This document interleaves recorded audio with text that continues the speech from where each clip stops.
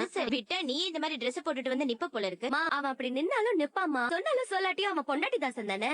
அவர் ஒண்ணும் அப்படி எல்லாம் கிடையாது. சும்மா அவரை கிண்டல் பண்ணாம டிவியை பாருங்க. My testing 1 2 3. I am a proud பொண்டாட்டி தான். எவ்வளவுனா my each word, my each movement will be dictated by. உங்களோட ஒவ்வொரு மொமெண்ட்டையுமே கூட அவங்க தான் தீர்மானிக்கிறாங்க. எஸ். என்ன பண்ணணும்? Love you Tamil. லவ் யூங்க.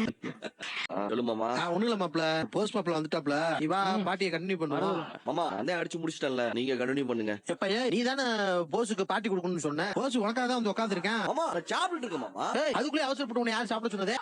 அந்த டெக்னிக் தான், அதை ஃபாலோ பண்ணதுனாலதான் இந்த விதைய எடுக்க முடிஞ்சது. நம்ம பண்ணக்கூடாதுன்னா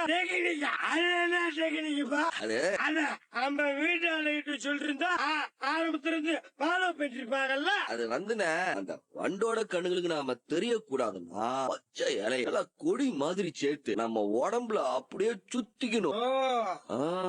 அப்படி சுத்திக்கிட்டா வண்டு கண்ணுக்கு நாம தெரிய மாட்டோம். பச்சை இலை வாசத்துக்கு வண்டு நம்ம கிட்ட வராம இருக்கும்.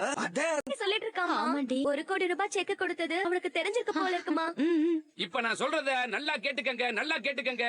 ஏதோ ஒரு முக்கியமான விஷயம் சொல்ல போறான்டி, நீ எதுவும் பேசாத அமைதியா. இதுல ஒரு சிக்கல் என்னன்னா, இந்த கல்யாணம் நடக்குமா நடக்காதான்னு, அந்த இளவரசன் கோடீஸ்வரன் ஆவானா ஆக மாட்டானு, இந்த சுப நிகழ்ச்சி நல்லபடியா நடக்குமா நடக்காதான்னு, இந்த கல்யாணம் நல்லபடியா